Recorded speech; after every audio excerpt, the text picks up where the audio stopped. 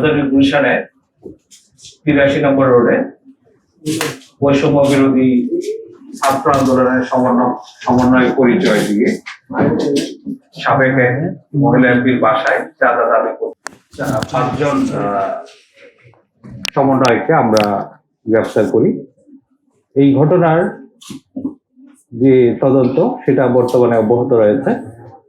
ইতিমধ্যে গ্রেফতারকৃত যে 5 জন ছিল তার মধ্যে 4 জন 5 দিনের রিমান্ডে রয়েছে।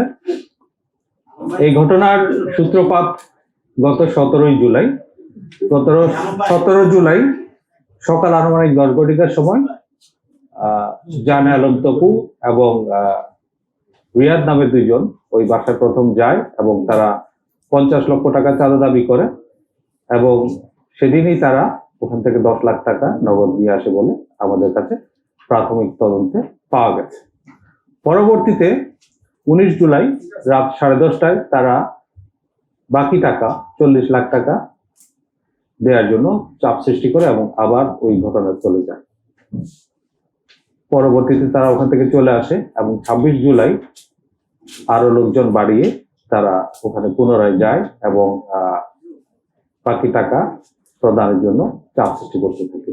এক পর্যায়ে বাসায় উপস্থিত জনাব সিদ্দিক জাফর নামের ব্যক্তি উনি পুলিশকে সংবাদ দিলে পুলিশ ঘটনাস্থলে যায় এবং ঘটনাস্থল থেকে 5 জনকে হাতে নাতে গ্রেফতার করে এবং একজন পালিয়ে যায়।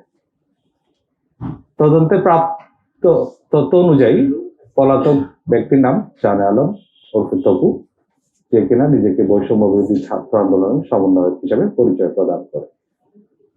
এই ঘটনায় বিস্তারিত তদন্ত অব্যাহত রাখে এবং তার প্রেক্ষিতে থানা পুলিশের পাশাপাশি ঢাকা মহানগর গোয়েন্দা পুলিশ ঘটনায় জড়িতদের আইনের আওতায় নিয়ে আসতে কাজ করে এবং তারই প্রেক্ষিতে আজ সকালে রাজধানীর গোপীবাগ হতে জানে আলম ওরফে তপুকে গ্রেফতার করা হয়। এই নিয়ে এই মামলায় এ পর্যন্ত মোট 6 জনকে গ্রেফতার করা হলো। আপনারা জানেন গ্রেফতারকৃত রিয়াদের বাবুবাজার বাসা থেকে 2,25,00,000 টাকার 4টি চেক উদ্ধার করা হয় এবং গত পরশুদিন তার বাড্ডার আরেকটি বাসা থেকে নগদ 2,98,000 টাকা উদ্ধার করা হয়। এই ঘটনায় আর যারা জড়িত তাদেরকে আইনের আওতায় নিয়ে আসা এবং ঘটনার মূল রহস্য উদ্ঘাটনে আমাদের তদন্ত কাজ অব্যাহত রয়েছে। প্রিয় সাংবাদিকবৃন্দ, আপনারা জানেন সাম্প্রতিক সময়ে রাজধানীর আইন শৃঙ্খলা পরিস্থিতি বিনষ্ট করার জন্য কিছু লোক বিভিন্নভাবে অপচেষ্টা অব্যাহত রেখেছে। তারই প্রেক্ষিতে আমরা আমাদের যে গোয়েন্দা নজরদারি সেটা অব্যাহত রেখেছি এবং আমাদের যে প্রিভেন্টিভ কাজ সেগুলো অব্যাহত রেখেছি। এই ধারাবাহিকতায় গত 24 ঘন্টায় রাজধানীর বিভিন্ন স্থান থেকে কার্যক্রম নিষিদ্ধ আওয়ামী লীগ এবং তার অঙ্গ সংগঠনের 8 জন নেতাকর্মীকে গ্রেফতার করা হয়।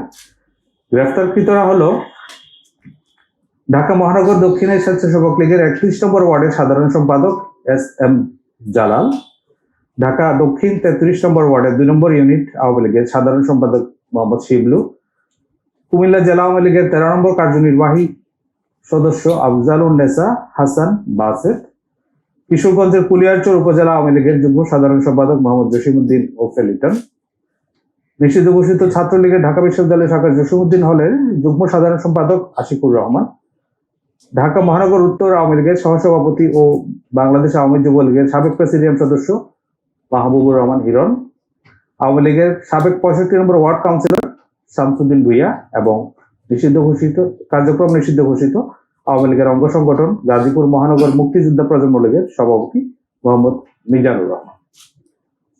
আমাদের কাছে যে প্রাপ্ত গোয়েন্দা তথ্য আছে সেগুলো যাচাই বাছাই করে কারো বিরুদ্ধে যদি সুনির্দিষ্ট অভিযোগ থাকে, কোন রকম আইন শৃঙ্খলা বিনষ্ট করার চেষ্টায় জড়িত থাকার অভিযোগ পাওয়া যায়, সেক্ষেত্রে আমরা গ্রেফতারগুলো করছি এবং এক্ষেত্রে একটা বিষয় পরিষ্কার, এখানে ঢালাওভাবে বা কাউকে হয়রানিমূলক গ্রেফতারের কোনো অবকাশ নেই। প্রিয় সাংবাদিকবৃন্দ, জননিরাপত্তা বিধান এবং আইন শৃঙ্খলা রক্ষায় ঢাকা মহানগর পুলিশ দিন রাত কঠোর পরিশ্রম করে যাচ্ছে। আপনারা জানেন আমাদের যে নিয়মিত টহল কার্যক্রম, চেকপোস্ট ইত্যাদি চলমান রয়েছে। গত 24 ঘন্টায় ঢাকা মহানগরের 50টা থানায় 489টি টহল টিম দায়িত্ব পালন করে। এর মধ্যে দিনে 268টি এবং রাত্রে 268টি এবং দিনে 221টি। এছাড়া বিভিন্ন গুরুত্বপূর্ণ ও কৌশলগত স্থানে 66টি চেকপোস্ট পরিচালনা করা হয়। গত 24 ঘন্টায় বিভিন্ন অপরাধে জড়িত থাকার অপরাধে 254 জনকে গ্রেফতার করা হয়। এই সময়ে 20টি মোবাইল ফোন, 6টি মোটরসাইকেল, একটি প্রাইভেট কার উদ্ধার করা হয়।